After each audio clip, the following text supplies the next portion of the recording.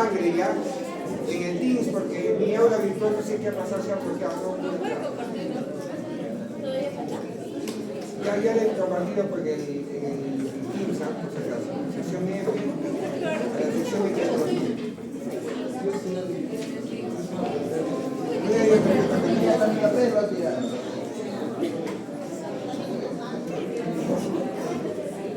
está, ya está, ya.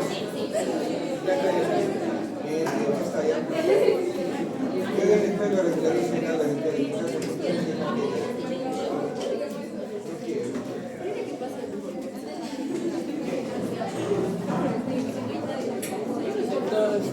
Puede pasar por WhatsApp, que no hay nada puede pasar a la llamada por WhatsApp.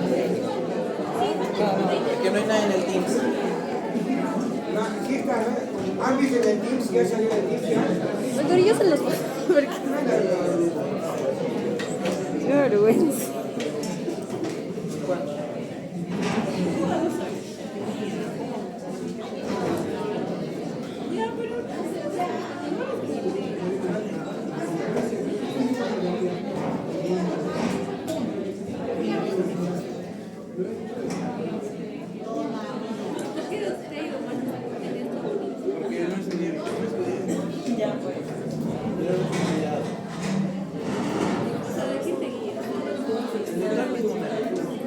Tengo sueño.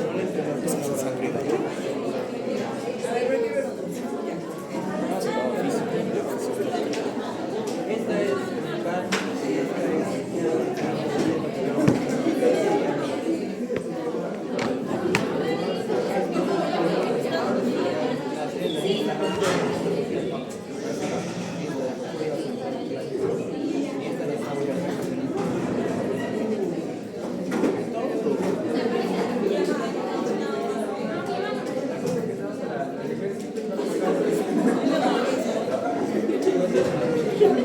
¿qué te ha pasado?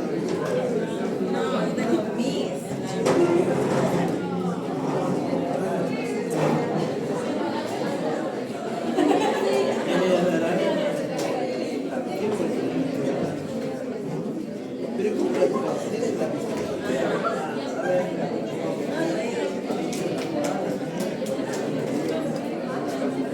no sé cuánto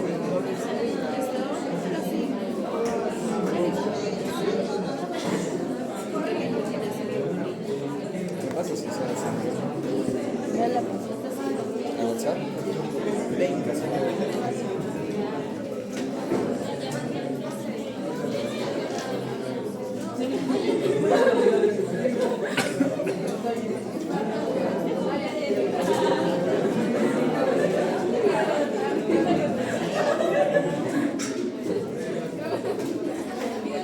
Comenzaremos entonces. Comenzaremos. Ya les encuentro por TikTok, que también sus compañeros están pasando ahí también por WhatsApp la diapositiva de sangre que va a hacer posteriormente, ¿no? Terminando la primera parte de cardiovascular. Entonces, ¿cómo va el cardiovascular? ¿Están viendo más? ¿Ya están ya troques? No. ¿No? No sé.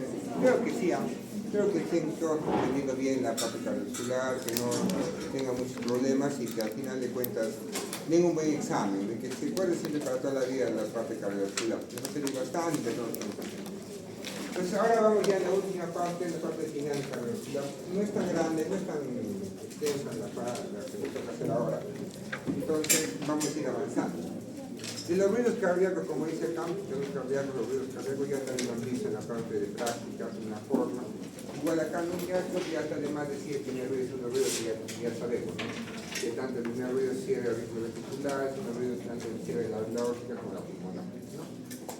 Es lo normal que podemos encontrar. En algunas personas pueden encontrar un tercer ruido, como dicen, ¿no? El tercer ruido de la diástole que podemos encontrar. Patológico, obviamente, en las personas adultas mayores. Las personas adultas mayores, antes de hacer ruido, nos puede hablar que el paciente pueda tener una insuficiencia cardíaca. Entonces, si encontramos una persona que estamos pensando que tiene probablemente un nocturno, que tiene una línea parasítica nocturna, que el ProB del P esté elevado, y ustedes aquí lo escuchan, pueden encontrar un tercer ruido, nos hacen pensar que probablemente sea el paciente tenga una insuficiencia cardíaca. El cuarto ruido lo refieren como una contracción auricular, como dicen. Una contracción auricular que quiere decir que la aurícula se tiene que tener fuertemente, ¿no?, para poder que se llama llenar un ventrículo. Entonces, como dice acá, una hipertrofia ventricular izquierda.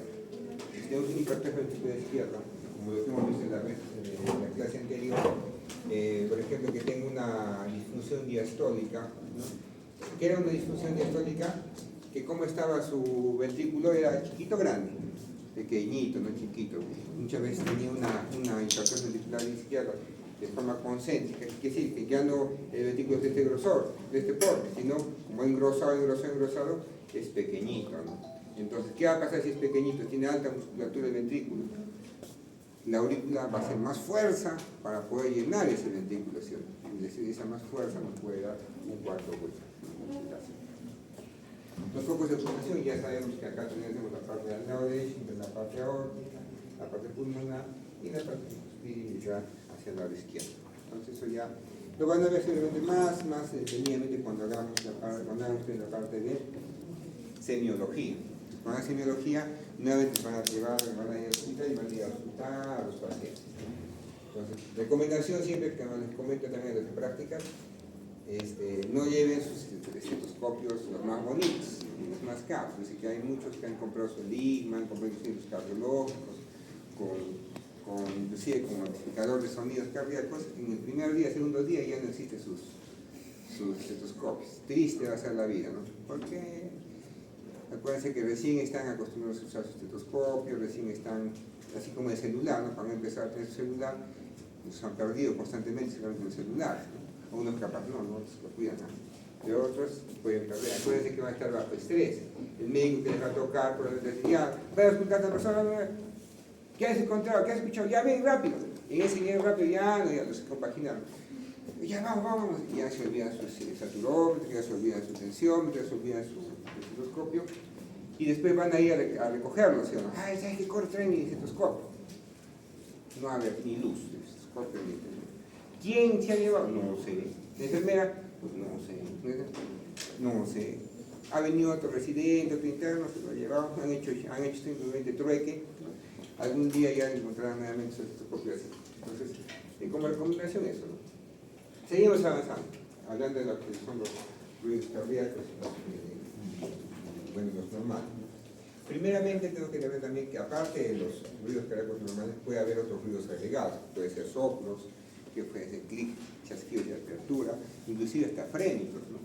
Entonces, pero lo que más se va a utilizar, más común se va a escuchar, como dice también en la parte de su libro, son estas patologías, ¿no?, que tenemos que también conocer y vamos a ir entrando sin querer queriendo a las valvulopatías, ¿no? Podemos sacar, la primera que tenemos acá, la estenosis aórtica, ¿no? Entonces, ¿qué era la estenosis aórtica? Que el sitio de apertura de nuestra válvula aórtica se ha vuelto más chiquito, más grande, chiquito, ¿no? Y como es muy chiquito, es como que acá tenemos en la parte de acá, acá, pues, como suele más chiquitito, va perdiendo la luz. Como va perdiendo la luz, ¿qué va a pasar? Comenzamos a tener más resistencia. Y como hay más resistencia, ¿qué va a pasar? Comienza a tener este ¿no? Un soplo de eyección. Creciendo y decreciendo, dicen, ¿no? ¿Qué quiere decir? Que va creciendo y después va disminuyendo. ¿Y por qué será? Porque es un soplo de eyección, ¿no? ¿Dónde vamos a escuchar si es esa aórtica? En el foco aórtico, ¿no? Si es muy severa la estenosis, como es un soplo de eyección, ¿dónde va a escuchar el soplo? Inclusive puede escucharse en el cuello, ¿no? Hacia la parte del cuello, vamos a tener este soplo. ¿Y dónde va a estar ubicado? Realmente, ¿dónde va a ver ese soplo de eyección? Cuando sale la sangre del ventrículo, ¿sí? Cuando pase por esta válvula. Entonces vamos a tenerla en la creciendo y decreciendo. Después viene la insuficiencia mitral. ¿Cómo es el soplo de insuficiencia mitral? ¿Qué quiere decir? Que nuestra válvula mitral no se cierra, ¿no?, completamente, hay un espacio, ¿no? ¿Dónde se va a evidenciar este problema? Justamente también, ¿dónde? En la sístole. ¿Qué va a pasar? Normalmente la válvula mitral debería cerrarse para que cuando se contraiga, haga la contracción isovolumétrica, salga toda la sangre por la aorta, ¿sí o no? Pero si está insuficiente la válvula mitral, o capaz un músculo papilar se ha roto, ¿sí?, en un infarto que puede generar ruptura, ¿qué va a pasar? Va a empezar a subir la sangre ya no solamente hacia la parte de la aorta, sino también hacia la aurícula. Y si se sopla va a generar. ¿En qué fase será? En la parte de la sístole. ¿Estamos de acuerdo? Fácil, ¿cierto? Entonces, si hay una resucitación hacia la parte de la aurícula de esta sangre, obviamente va a generar un soplo, ¿no? ¿Y cómo va a estar nuestra aurícula izquierda? Chiquita, grande. Que va a empezar poco a poco a ser grande. Estamos hablando. Después viene el soplo de insuficiencia aórtica. Entonces, insuficiencia aórtica. Normalmente se hace la contracción isovolumétrica, viene el periodo de eyección en las sístoles, después se cierra. El segundo ruido es prácticamente lo que se ha cerrado, la válvula aórtica. Y una vez que se ha cerrado, si tengo una insuficiencia aórtica, ¿qué va a pasar? Como tengo una presión en la arteria aórtica, ¿quién mantenía la presión diastólica? La válvula aórtica y la aorta, ¿cierto? Pero si la válvula aórtica está insuficiente, ¿qué va a pasar? Toda la sangre va a empezar a regresarse ¿dónde? Al ventrículo. Entonces, ese sonido del regreso de la sangre al ventrículo es el soplo de insuficiencia aórtica, ¿no? Como es indecrescente. Entonces dicen, guau, guau, guau, guau, guau, que va de grande a menor intensidad, ¿no? De mayor a menor intensidad. No es como esto, ¿no?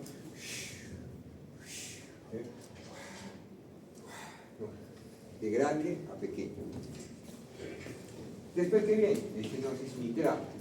La estenosis mitral, ¿qué quiere decir? Que ya nuestra válvula mitral está pequeñita, chiquitita. ¿Quién va a sufrir ahí? Nuestra aurícula. Nuestra aurícula, ¿por qué va a sufrir? Porque tenemos que llenar justamente nuestro ventrículo, ¿no? La aurícula se va a contraer para que llene justamente nuestro ventrículo. ¿Dónde se llena el ventrículo? Generalmente en la diástole. Necesitamos en la diástole, justamente en la parte final de la diástole se contrae la aurícula para que el ventrículo se llene completamente. Si está estenosado, nuevamente vamos a tener nuestro soplo acá, básicamente al final de esta diástole, en la parte de la diástole. ¿Por qué? Porque acá se contrae nuestra aurícula. ¿Para qué? Para que se llene completamente nuestro ventrículo. Y entonces que al final de la diástole probablemente vamos a tener este soplo de estenosis. Y el otro soplo que tenemos acá que nos explica justamente es el conducto arteriopermeable. ¿Qué quiere decir? Hay una conexión entre lo que es la aorta con la parte pulmonar, ¿no? Entonces, hay lo que dicen ahí en el soplo de maquinaria, soplo. La verdad, yo soy sincero, nunca lo he escuchado exactamente este soplo. Cuando era interno, me dijeron que me escuche, porque estamos en pediatría, y yo no lo he escuchado como lo reescriben, ¿no? Pero dicen, sí, es así. Por eso cuando van a estar ahí rotando, tienen que tener buen oído para que se acuerden de esos soplos que capaz nunca más en la vida los van a escuchar. Ya en adultos, ya como digamos yo que miro más a personas adultas, casi no hay pacientes que vengan con ese tipo de soplo, ¿no? Pero generalmente un soplo constante, ¿no? Al final de cuentas, ¿por qué? Porque acuérdense que la comunicación va a ser entre la aorta y la parte del sistema pulmonar. Entonces, ¿quién tiene menos presión? ¿Quién tiene la presión? La aorta. Entonces, este conducto arterioso permeable, ¿de dónde va a ir la sangre? De la arteria aorta, del lado izquierdo, hacia el lado derecho, que es la parte de la tronco pulmonar o la arteria pulmonar. Entonces, siempre va a ser un soplo constante, porque siempre la presión en la aorta va a ser mayor que la pulmonar. Entonces, siempre vamos a tener constante. ¿Dónde va a ser mayor? Obviamente, donde sea la presión es mayor. ¿Dónde va a ser la presión mayor? En la sístole. Menor, obviamente, va a ser en la diástole, ¿no? Pero vamos a tener soplo de maquinaria que dicen, ¿no? Yo no lo he sentido así como maquinaria, pero dicen que así es. Está clarito los soplos. Si lo vemos desde ese punto de vista, es muy fácil de entenderlo y comprenderlo. Vamos a seguir avanzando.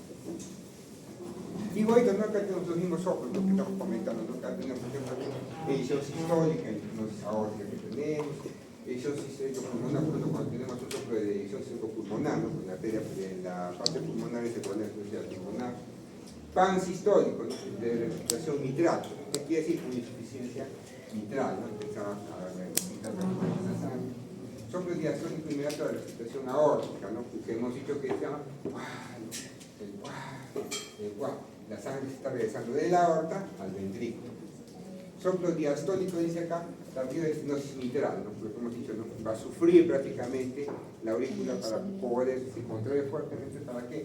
Para poder bypassear justamente ese estenosis y pueda llenar nuestro ventículo.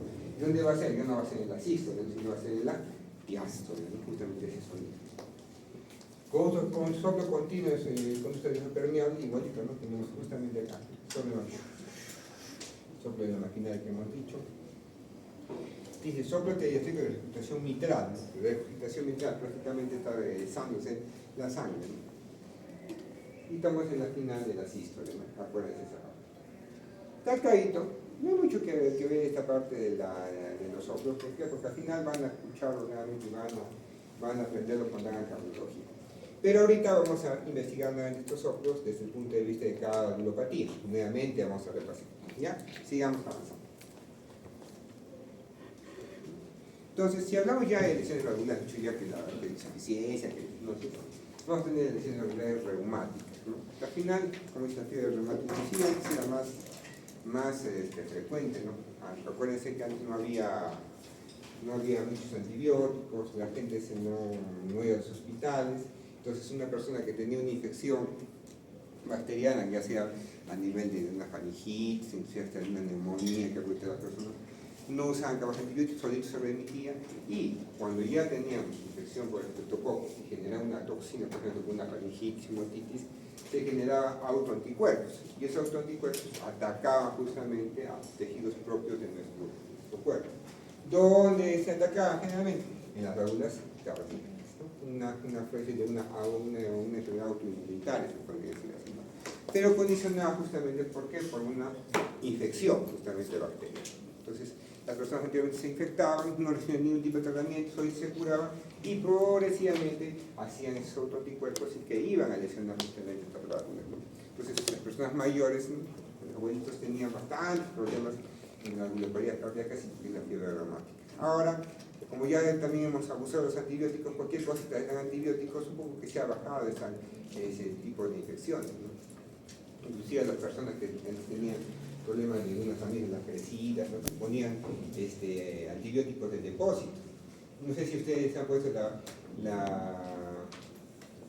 la penicilina benzatínica. ¿Se han puesto o no les han puesto? Nunca les han puesto, cuando eran chiquitos. Nunca. ¿No se acuerdan? A veces ponían, no sé, que si cada rato se enfermaban con la faringitis bacteriana, ponían la penicilina benzatínica. Entonces, esta penicilina es de depósito, que más o menos dura 30 días esta penicilina, ¿no? Su tiempo de acción. ¿Con qué intención? De proteger a esta persona contra la infección justamente de los estreptococos. Protegían largo tiempo contra esta infección. ¿Por qué? Porque si teníamos esta infección podía generar estos anticuerpos y la persona podría tener una fiebre reumática. Y al final, ¿quién iba a ser dañada? Las válvulas cardíacas.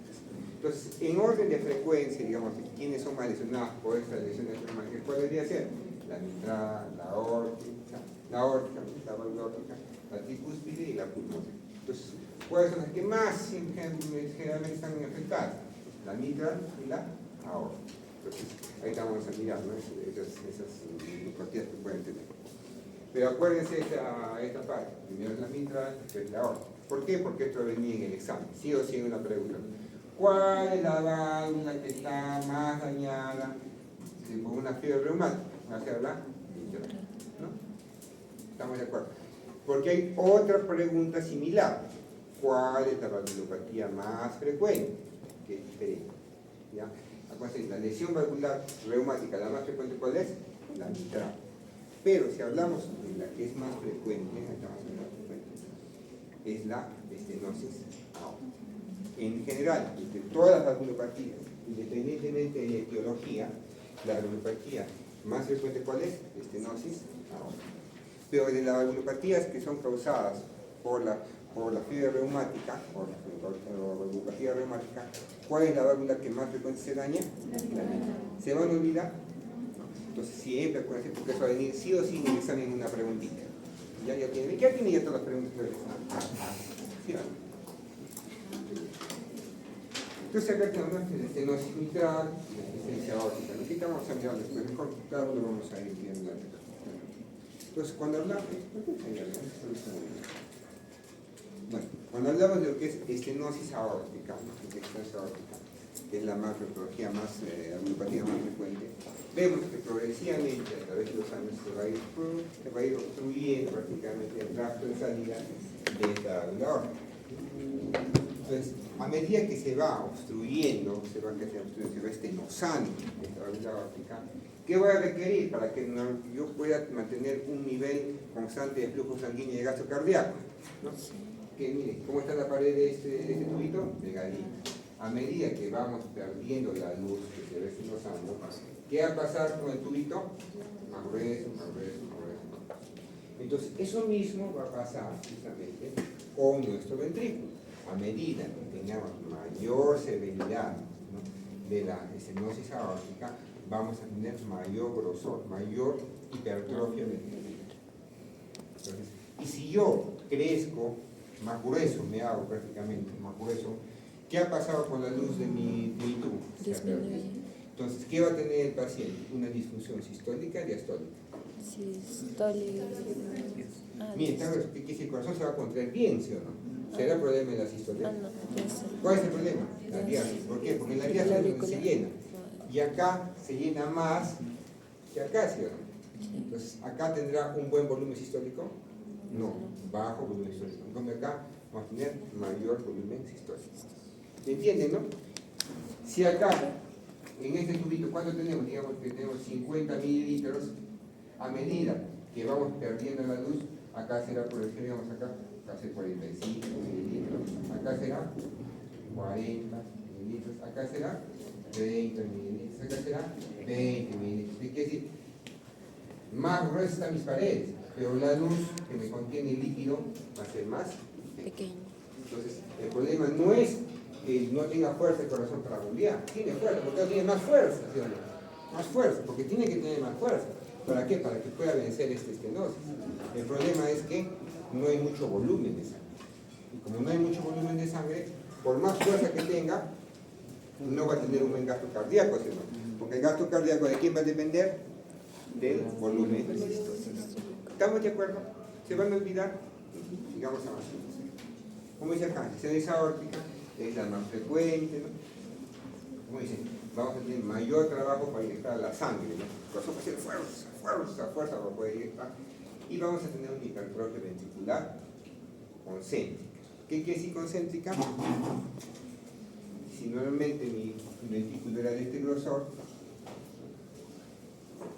a medida que va a tener más fuerza, a medida que va a tener mayor dificultad para inyectar, eso es más chiquito. Se vuelve así. Solamente esta pequeñita luz del centro va a ser la luz. Una hipertrofia concéntrica. ¿Estamos de acuerdo? Va a crecer y al final va a quedar una pequeña luz en el centro solamente, que nos va a permitir inyectar la sangre. Esa es una hipertrofia concéntrica. ¿Eso qué nos va a llevar? A menor volumen sistólico. Entonces, si hay menor volumen sistólico, menor gasto cardíaco, ¿no? Y de alguna otra manera nos lleva a una insuficiencia cardíaca. Esta insuficiencia cardíaca será una fracción de eyección reducida o elevada, o preservada, que digo. Probablemente sea preservada, ¿no? Porque miren, tan grueso el músculo se va a tener para poder moverse. La fracción de eyección va a estar en 60, 65, va a tener buena fracción de eyección. El problema es el volumen sistólico. ¿Y por qué tiene bajo volumen sistólico? Porque todo se engrosó. Todo el espacio donde tenía que haber sangre, ¿en qué se ha convertido? En músculo, para poder vencer justamente esa estenosis. ¿Estamos de acuerdo? Y como dice acá, eleva el gradiente de presión. Se eleva el gradiente de presión. ¿Qué entiende por qué se eleve el gradiente de presión? Acá lo vamos a mirar. Entonces, primeramente, acá está nuestra estenosis, ¿no? Acá hay una válvula estenosada, clasificada, puede ser bicúspide también. Se ha obliterado, ya tiene un chiquito huequito de salida. ¿Qué ha pasado con el ventrículo? Se ha vuelto más grueso, ¿no? Más pulposo, como para ser anticucho, ¿no? Grueso, ¿no? Entonces, ¿qué pasó con la parte de nuestra cavidad del ventrículo izquierdo? Se ha vuelto más chiquita, ¿sí? Ha perdido espacio, ¿por qué? Porque ha crecido el músculo, ¿no? ¿Dónde debería ser normalmente? Debería ser acá, ¿no? Más o menos así. Y así debería ser, ¿sí o no? Pero como ha crecido el músculo, se ha perdido esa cantidad, se ha perdido. Pero chiquito está.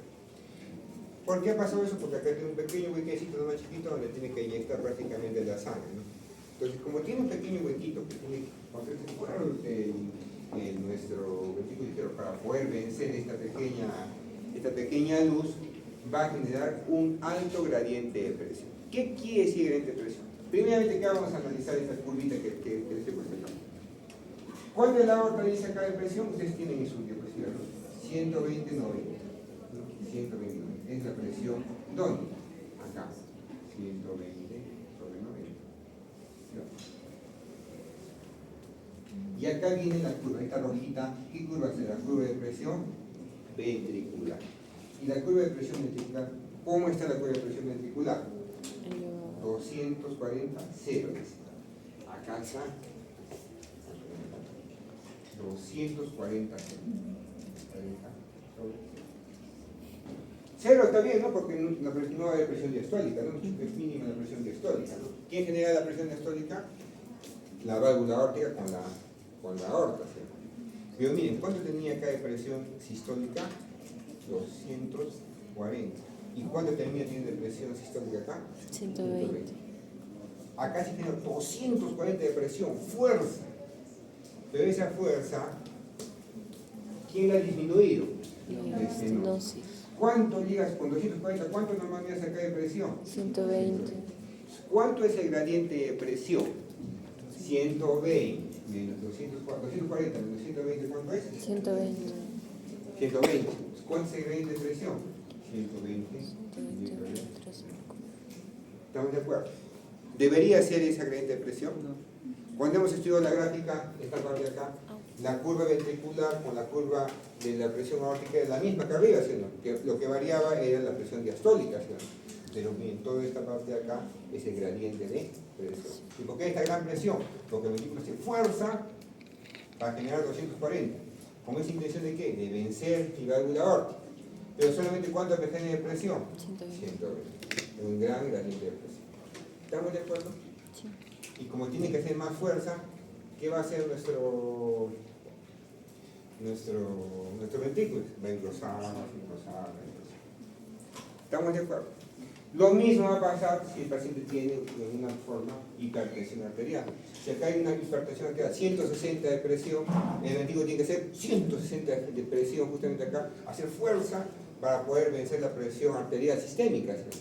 ¿Cómo será mi ventrículo? Igualito, va a estar engrosado, va a estar con una hipertrofia concéntrica y al final, ¿qué va a tener con el paciente que es hipertenso crónico? Una disfunción sistólica o disfunción diastólica. Disfunción diastólica.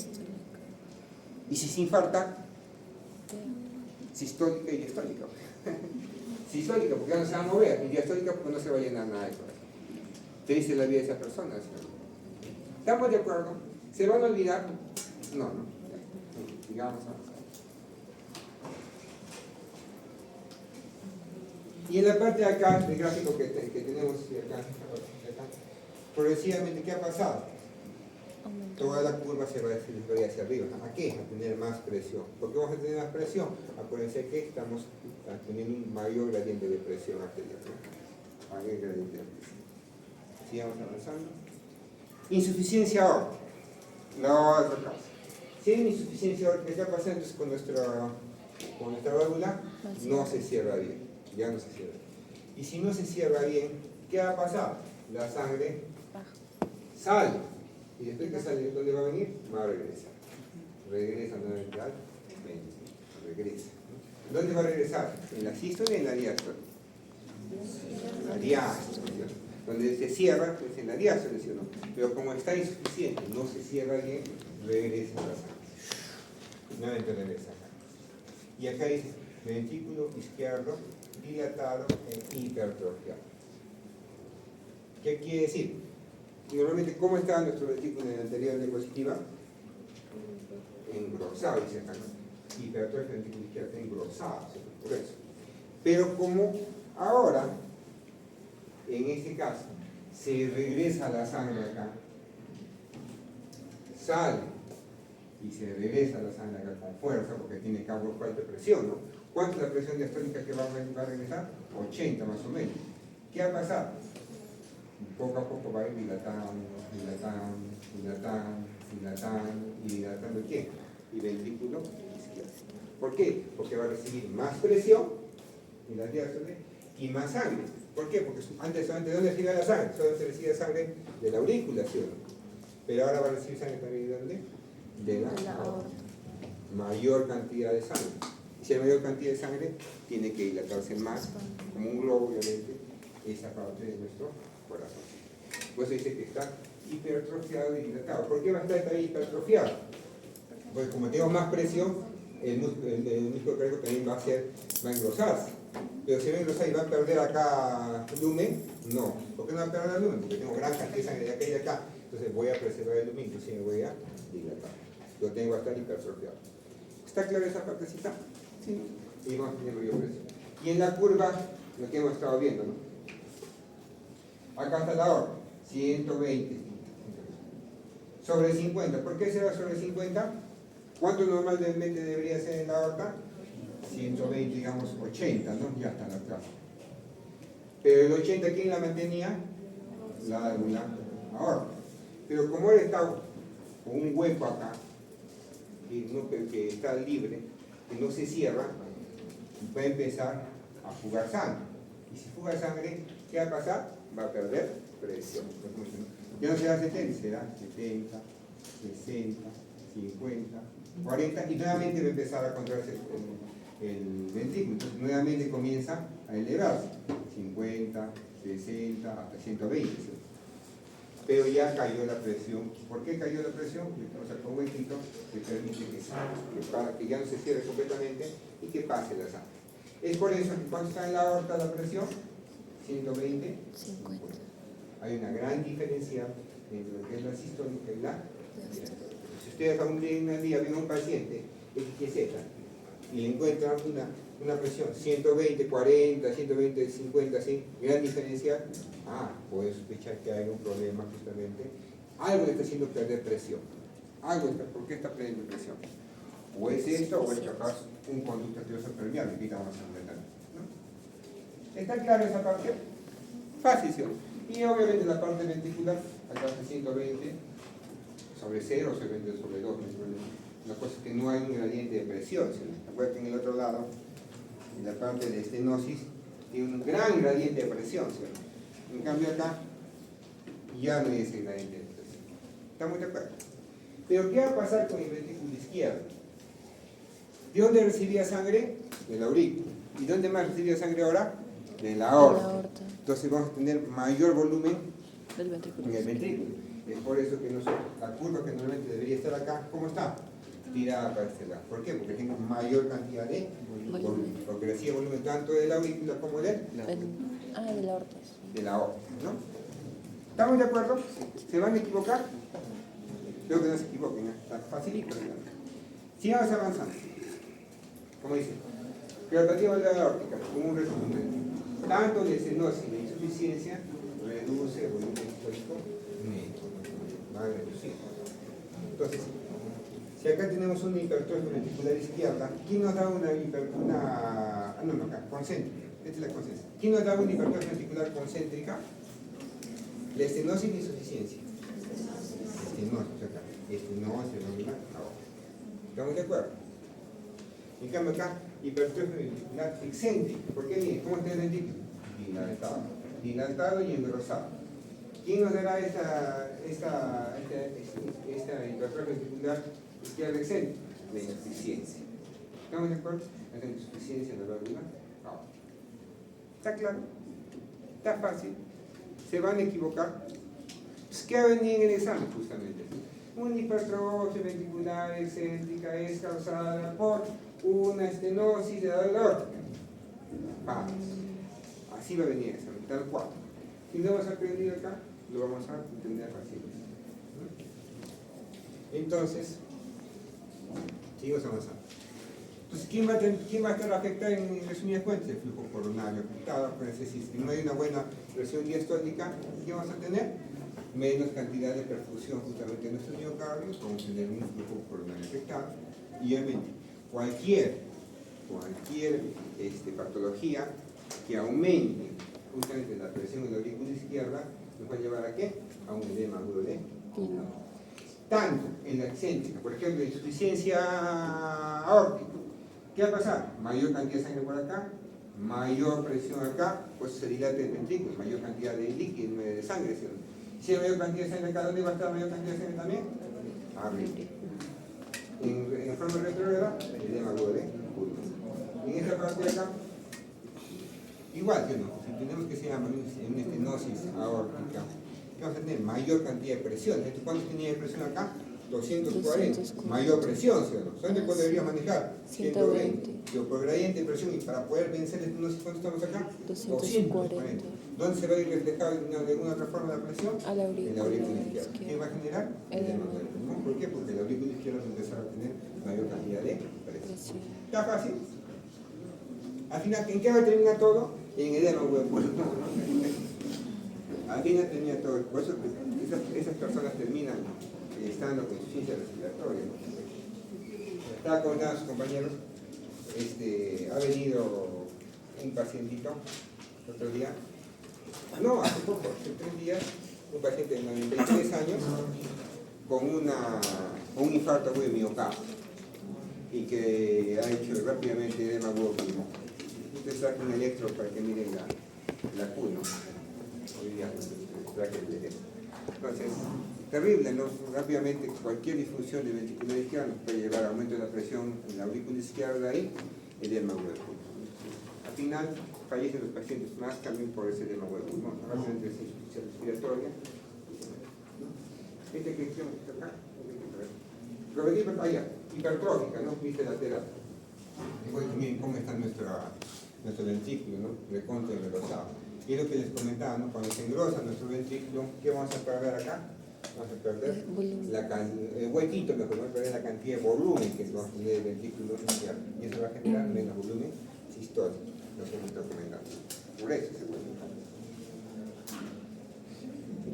Ahora vamos a otra patología, la estenosis mitral. Pues si hablamos de estenosis mitral, ¿qué ha pasado acá? Ya no saqué el problema, todo está bien. ¿Cuál es el problema?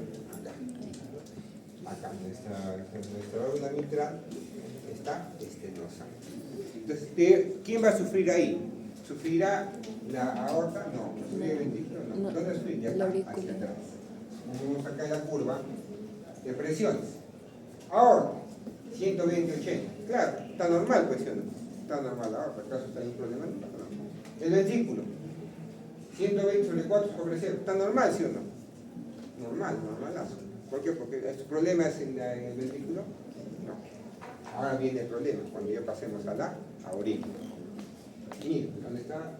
Presión auricular izquierda, 25 sobre 14. ¿Qué les parece? ¿Está alto o está bajo?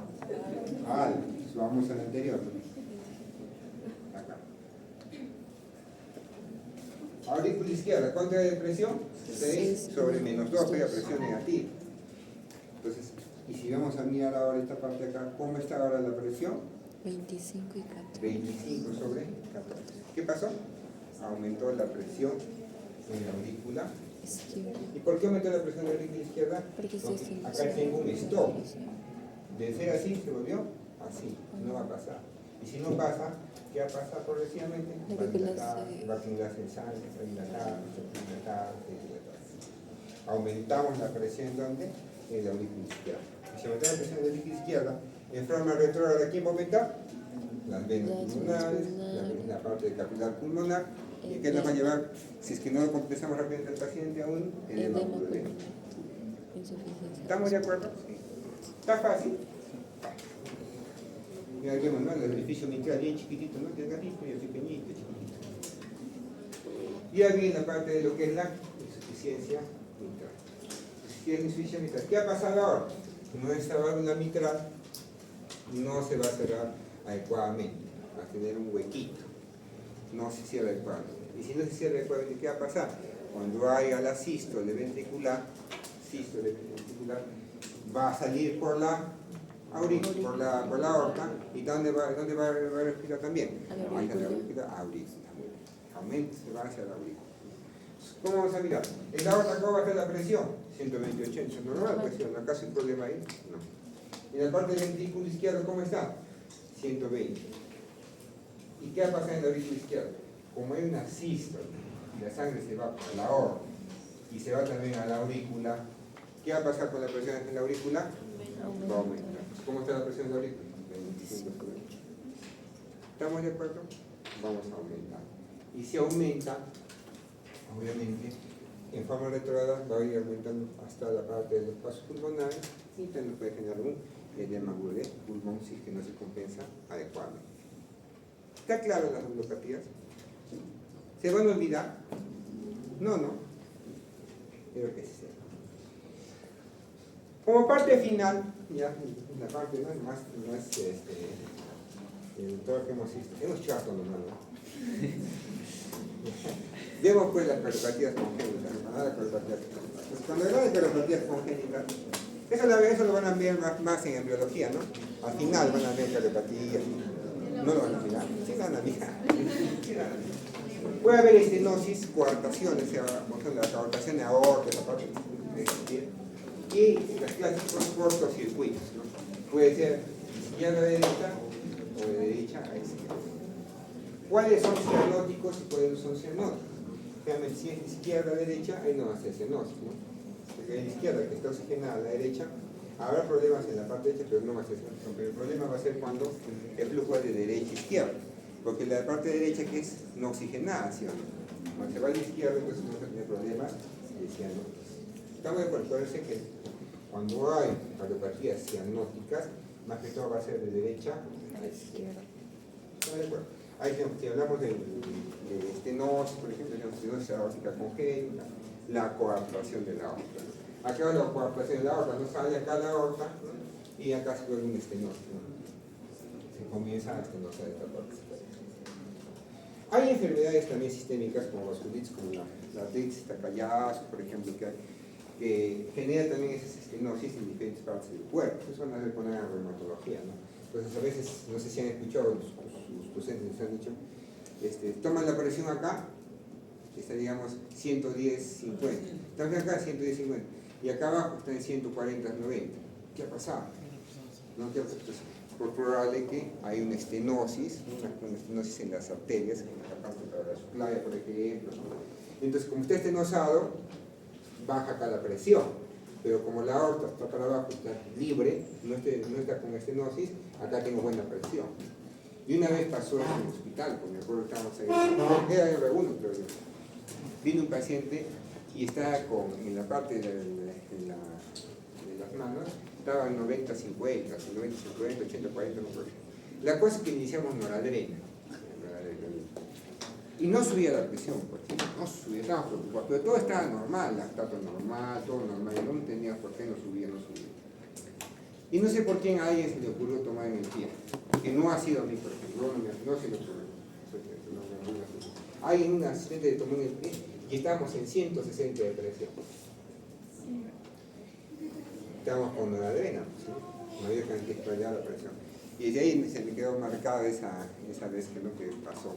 Y que al final hicimos estudios, tenía pues estenosis, ¿no? en las arterias. Entonces tengan cuidado de esa parte. Cuando hay estenosis en las arterias, que se llama por una arteritis, por ejemplo, vamos a tener presiones diferentes, tanto en los miembros superiores como en los inferiores. Entonces, si hay duda, mejor tomar en las cuatro extremidades la presión, ¿no? Para poder definir bien la presión arterial. Sigamos avanzando. Entonces acá hay una serie de patologías, ¿no? que hemos visto que van a mirar. Eso van a mirar más que todo en embriología, como estoy comentando, ¿no? Entonces acá nos ven de alguna manera lo que es el cortocircuito, ¿no? de dónde vamos. Septo auricular, de izquierda a derecha. Un defecto del septo interventricular, de izquierda a derecha, ¿no? Para que haya más presión, obviamente. La distrofia de Fallot, ¿qué vendría a ser? Al revés, de derecha a izquierda. Entonces, pues, una distrofia de Fallot. Vamos a mirar que es una patología cianótica, ¿no? Cianótica. Es acá. Defecto de la almohaditis puede ser de ambos sitios, ¿no? De transposición de grandes vasos.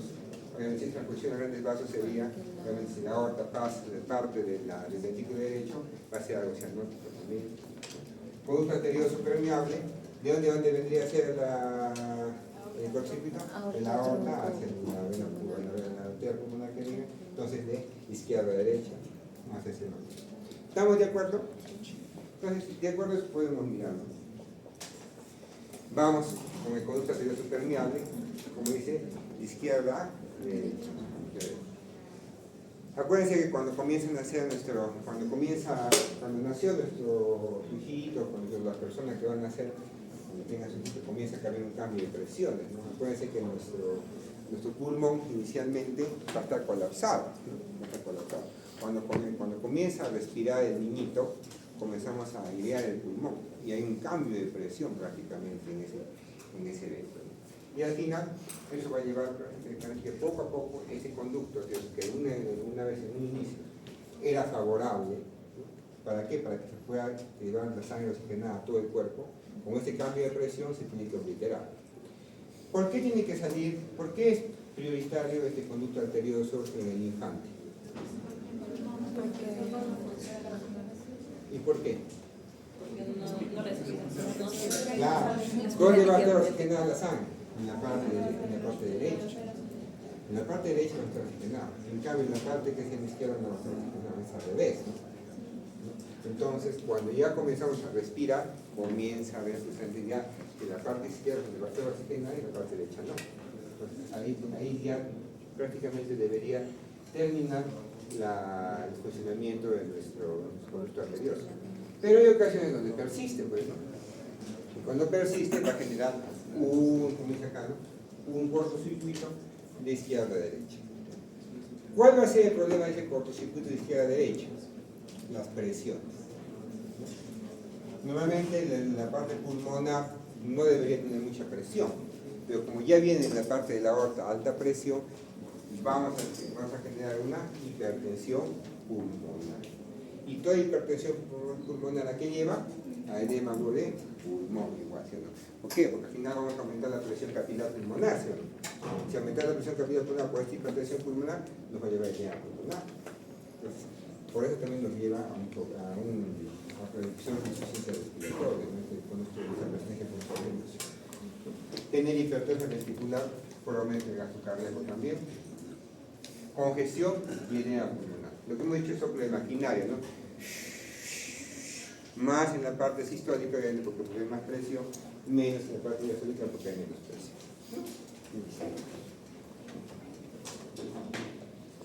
¿Sigamos avanzando?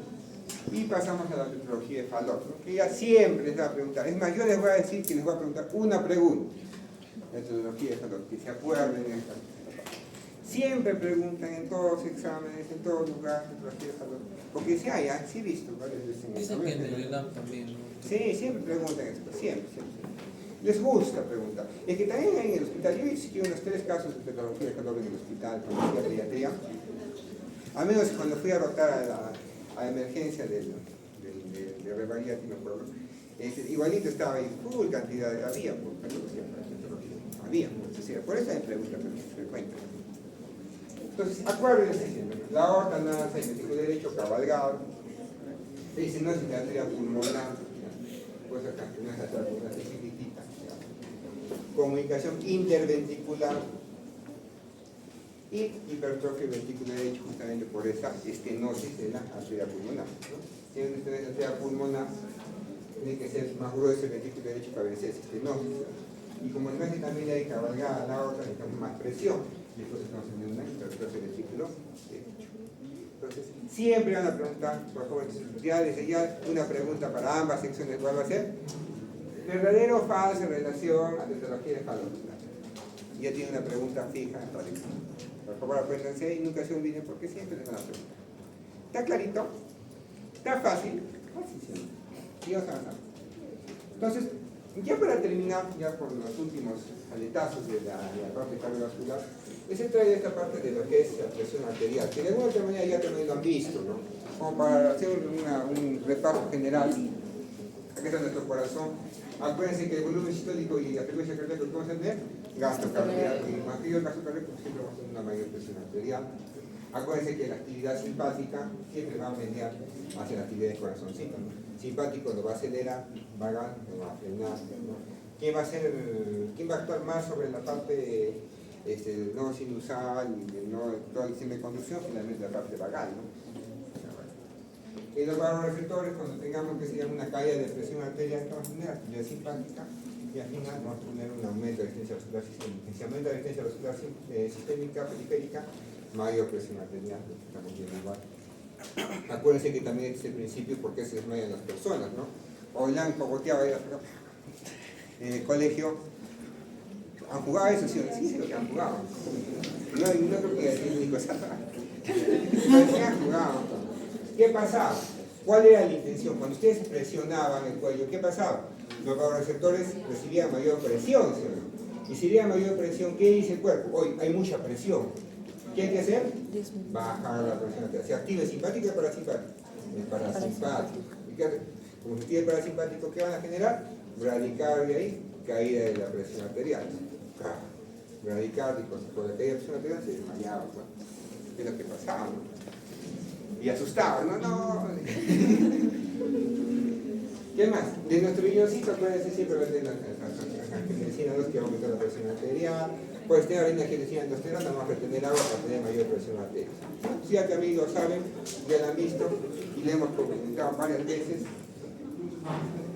Y voy tocando los efectos de la hipertensión, ¿no? Cuando hablamos ya de hipertensión arterial, acuérdense que al tener mayor poscarga, y que si mayor, necesitamos más fuerza para vencer justamente las presiones de la aorta, nos va a generar una disfunción sistólica en el momento, nos puede llevar a insuficiencia cardíaca, o por hipertrofia del ventrículo izquierdo, que nos puede llevar a una disfunción diastólica. Disfunción diastólica, ¿por qué? Porque el volumen sistólico, porque el ventrículo se vuelve chiquitito, ¿sí? Tiene buena fracción de eyección, pero en menos cantidad de volumen, ¿no? Disfunción diastólica.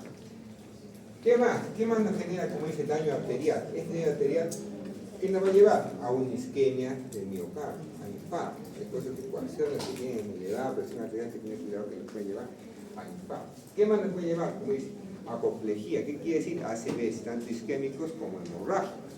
Si hay alta presión, nos puede llevar a infarto. ¿Qué más? Si tengo yo una aorta que está debilitada, o yo tengo alguna enfermedad predisponente que mis fibras de colágeno son débiles, y tengo alta presión, va a dilatar mi aorta y nos puede llevar a qué? A un aneurisma o disección, como hemos visto, ¿no? En el video que hemos visto. Igual, va a cerebral que nos puede dar una apoplejía hemorrágica, que es un ACV hemorrágico. En los vasos renales, tanta presión resistirá el pobre vaso. Acuérdense que llega de frente a la presión arterial media, ¿no? ¿Cuánto es la presión en el glomérulo? 60, hemos dicho, ¿no? Básicamente es la presión arterial media. Imagínate que si la persona tenga 100 o 200 de presión, 200 o 100, ¿cuánto va a llegar al glomérulo? 120 de presión. Entonces, ¿qué vamos a hacer? Vamos a hacerlo sufrir al glomérulo, ¿sí? ¿Qué va a hacer el glomérulo en su defensa? ¿Qué hace el ventrículo para poder compensar presiones? Se engrosa. ¿Y qué va a hacer también entonces el glomérulo para poder defenderse contra la presión? Engrosarse. Entonces nos da una nefroangioesclerosis, se va a esclerosar prácticamente todos los vasos de nuestro riñoncito. Y si se esclera, como dice, si hay una esclerosis de estas venas, de estos vasos, ¿podrá haber una buena filtración glomerular? No. ¿A qué nos va a llevar? A una falla renal y tenemos un paciente con insuficiencia renal crónica. Y por último, también tenemos la retinopatía, tanto la diabetes como la hipertensión no puede haber retinopatía, que al final el paciente se vuelve ciego. ¿Estamos de acuerdo? Terrible, ¿no? La hipertensión arterial. Espero que lleguen a tomar la presión a sus papás, ¿no? ¿Ya han tomado su presión a sus papás? ¿Cuánto tiene presión? No le han tomado, no le han tomado. Los abuelos están hipertensos y no saben. Entonces, de alguna manera, como les comenté eso hace un tiempo, ya podemos mirar este monitor sin ningún problema, ¿sí o no? Ya sabemos que el gasto cardíaco, ¿no? Que está elevado. Índice cardíaco, ¿qué era? El gasto cardíaco entre la área corporal. Esta es la curva de termodilución para el gasto cardíaco. Se le inyecta, digamos, un líquido frío y miren, como inyecta el frío, miren, cambia la temperatura de 34 del lado basal a ¿cuánto? A 33, ha cambiado. Y de acuerdo a ese cambio nos da prácticamente nuestro gasto cardíaco. Ya hemos visto la presión arterial pulmonar, que en este caso está elevado o disminuido. Arteria pulmonar, elevada. Presión arterial invasiva, ya conocen por qué sea invasiva, está hipertenso. ¿Sí? Presión venada central de 22.5, ¿cómo está? Elevada. ¿Sí? Saturación 83, disminuida. 78 de frecuencia está normal, está normal, ¿no? De 60 a 100, menos de 60, radical, ya más de 100, aquí está normal. ¿El ritmo sinusal? Sí, ¿no? P, Q, R, S, P, ya estaban sinusal. ¿Sí? Ya saben todo, ya mirad. ¿Sí o no? ¿Qué más? Estos valores, por ejemplo, si han visto. Peso, área de suficiente caso cardíaco, ya saben, frecuencia, ya saben. Presión, puño, presión de enclavamiento, ¿cuánto era? 6. O sea, 8, presión capilar pulmonar, 100, está acá en 16. Alto disminuido, está alto, ¿sí? Entonces, ya está, ya están diagnósticos. ¿Qué está haciendo el próximo? Está con insuficiencia respiratoria, ¿qué está haciendo? Edema de pulmón, ¿sí? Con 83 de saturación, insuficiencia respiratoria, edema de pulmón. ¿Ya? Acá también ya ven, ¿qué más tenemos acá? Resistencia vascular sistémica, ¿te acuerdan que era? Lentinas, ¿no? Con segundo support, en el centímetro de la quinta. Que tenemos acá también, ya está en unidad total. Entonces, de alguna otra forma, hemos tratado de llevar a que ustedes conozcan la mayoría de los de monitoreo de movimiento que se hace un paciente. Todo lo que han aprendido se utiliza. Todos estos cositos que hemos visto los utilizamos. Acá tenemos, miren, volumen sistólico, dice acá. Volumen sistólico 77 mililitros. ¿Qué dice? ¿Está bien o está mal? Está bien. Tendrá disfunción sistólica y diastólica. Acá no tenemos presión de eyección, pero la presión de eyección era 60, era buena. No había ningún tipo de disfunción. ¿Estamos de acuerdo? ¿Se van a olvidar de esta parte? ¿Les ha gustado cardiovascular?